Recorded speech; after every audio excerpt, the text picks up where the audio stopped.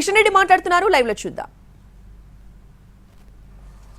జీతాలు ఇవ్వలేని పరిస్థితి బయటికి చెప్పలేదు. మనం మేము చెప్పాం పార్లమెంటులో, ఎందుకు చెప్పలేదని కూడా చెప్పాం. ఆ రోజు మనం బయటికి చెప్పి నా దేశ ఆర్థిక వ్యవస్థ బాగాలేదు, జీతాలు ఇవ్వలేని పరిస్థితులు ఉన్నాను అని నేను చెప్తే ఏ దేశం కూడా మనతో గౌరవం ఇవ్వదు, ఏ ఇన్వెస్టర్స్ కూడా పెట్టుబడులు పెట్టడు, ప్రపంచ దేశాలు ఎవడు కూడా మన దేశానికి రాడు. అందుకే ఆ రోజు ఇట్లా అరచేతి ముడుచుకొని కూర్చొని ఏవి బయటికి చెప్పకుండా ఈరోజు దేశాన్ని గాడిలో పెట్టాం. విదేశీ మారక ద్రవ్య నిల్వలు పెరిగాయి. ఈరోజు ప్రపంచంలో భారతదేశము 5వ ఆర్థిక అతిపెద్ద దేశంగా అవతరించింది. ఈరోజు ఇది దాచుకునేటువంటి లెక్కలు కావు. దేశం యొక్క టర్నోవర్ ఎంత ఉంది, ఎంత ట్రాన్సాక్షన్స్ అవుతా ఉన్నాయి, దాన్ని బట్టి ప్రపంచంలో ఉన్నటువంటి మరి సంస్థలు రేటింగ్ నిర్ణయిస్తాయి. యూకే లాంటి దేశాన్ని, అది డెవలప్డ్ కంట్రీ, మన డెవలప్డ్ కంట్రీ కాదు, మన డెవలపింగ్ కంట్రీ, అభివృద్ధి చెందుతున్నటువంటి దేశం, అభివృద్ధి చెందిన దేశమైనటువంటి యూకే కంట్రీని కూడా వెనుకకు నెట్టేసి మనం ముందుకెళ్ళాం.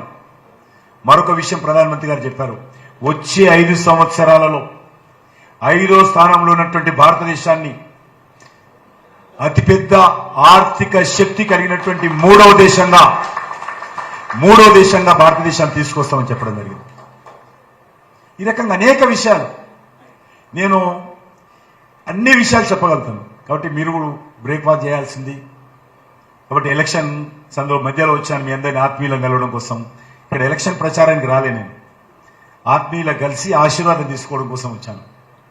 నేను ఓటర్స్గా మిమ్మల్ని చూడడం లేదు, మీరందరూ కూడా ఇన్ఫ్లుయెన్సర్స్గా నన్ను ఆశీర్వదించేటువంటి పెద్దలుగా నేను ఇక్కడికి వచ్చాను. కాబట్టి ఇంకా అనేక విషయాలు చెప్పడానికి అవకాశం ఉన్నప్పుడు కూడా ఎవరైనా తెలియని వాళ్ళకి చెప్తే బాగుంటుంది, తెలిసిన వాళ్ళకి ఎందుకు చెప్పాలి? మీకు అందరికీ అన్ని విషయాలు తెలుసు. ఆర్టికల్ 370 నేను ఎంఓఎస్ హోంలో ఉన్నాను.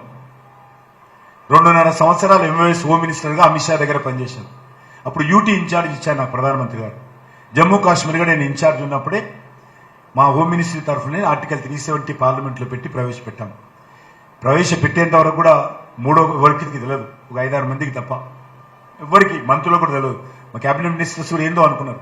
మేము ఆ రోజు అప్పటికి ల్యాండ్ ఆర్డర్ అంతా పక్కా ఏర్పాటు చేసి జమ్మూ కాశ్మీర్లో మొత్తం సిస్టమ్ చేసుకున్న తర్వాత ఏదో అవుతుంది అనుకున్నారు. కానీ ఆర్టికల్ 370 సాహసం చేసి తీయడం జరిగింది.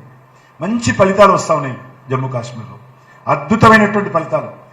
35 సంవత్సరాల తర్వాత స్థానిక సంస్థల ఎన్నికలు నిర్వహించాం. అది సర్పంచ్ది కానీ, జడ్పీటీసీ కానీ, ఎంపీటీసీ కానీ. 35 సంవత్సరాల తర్వాత రెగ్యులర్గా గవర్నమెంట్ స్కూల్ నడుస్తూ ఉన్నాయి. 30 సంవత్సరాల తర్వాత 15th ప్లానింగ్ కమిషన్ ప్రకారము నేరుగా గ్రామాలకు డబ్బులు ఇచ్చాము.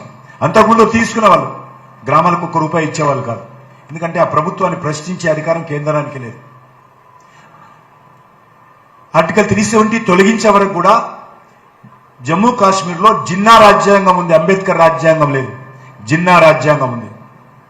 ఆర్టికల్ 370 తొలగించి అక్కడ డాక్టర్ బాబాసాహెబ్ అంబేద్కర్ రాజ్యాంగం తీసుకొచ్చాం. చైల్డ్ మ్యారేజెస్ రద్దు లేకుండే, ఎస్సీ రిజర్వేషన్స్ ఉండేది కాదు, బీసీ రిజర్వేషన్ ఉండేది కాదు, కమిషన్ ఉండేది కాదు, మహిళలకు ఆస్తి హక్కు ఉండేది కాదు, బయట వాళ్ళు అక్కడ సెటిల్ కావడానికి వీలేదు, ఓటర్గా నమోదు చేసుకోవడానికి వీలేదు. భయంకరమైనటువంటి ఆర్టికల్ 370 75 సంవత్సరాలు ఆ కుటుంబం మన దేశం మీద రుద్దింది. ఆర్టికల్ 370 కారణంగా చెప్పాను, కొన్ని లక్షల కోట్ల రూపాయలు సెక్యూరిటీ కోసం ఖర్చు పెట్టాం. దేశంలో అనేక యుద్ధాలు చేయడం జరిగింది. ఒక గుదిబండలాగా తయారైంది మనకు ఆర్టికల్ 370. ఈరోజు ఆర్టికల్ 370 తొలగించిన తర్వాత జమ్మూ కాశ్మీర్ ఏ రకంగా ఉందంటే,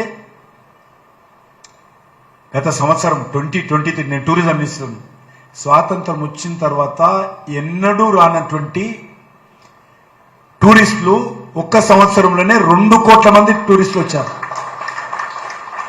నేను టూరిజం మినిస్టర్ను ఫోన్ చేస్తున్నాను, తెలిసినటువంటి వాళ్ళు, మేము శ్రీనగర్కి వెళ్తున్నాము, హోటల్ రూమ్ దొరకదు, పెద్ద పెద్దోళ్ళు, అంత డిమాండ్ ఉంది.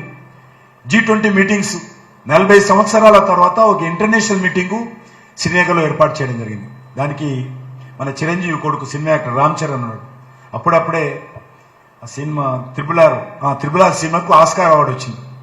కాబట్టి ఇంటర్నేషనల్ కాన్ఫరెన్స్ కాబట్టి ఆయన కూడా పిలిచాం. ఫిలిం టూరిజం మీద కూడా ఒక సెషన్ ఉండింది, G20 కల్చర్ మా టూరిజం మినిస్ట్రీ కాన్ఫరెన్స్, దానికి అతను కూడా పిలిచాం. అద్భుతంగా G20 సమావేశాలు జరగడం కానీ, ఈరోజు మన దేశాన్ని కానీ ఫారెన్ కానీ అనేక మంది టూరిస్టులు రావడం కానీ, ఎక్కడైతే లాల్ చౌక్లో మా మనోహర్ గారు తెలుసు ఒక జాతీయ జెండా ఎగరవేయడం కోసమో మా పార్టీ అధ్యక్షుడు మురళీ మనోహర్ జోషి గారు లాల్ చౌక్లో డిమాండ్ ఏంటంటే అక్కడ నేషనల్ ఫ్లాగ్ ఎగరేయాలి. లాల్ చౌక్ అది డిమాండ్, వేరే డిమాండ్ ఏం లేదు.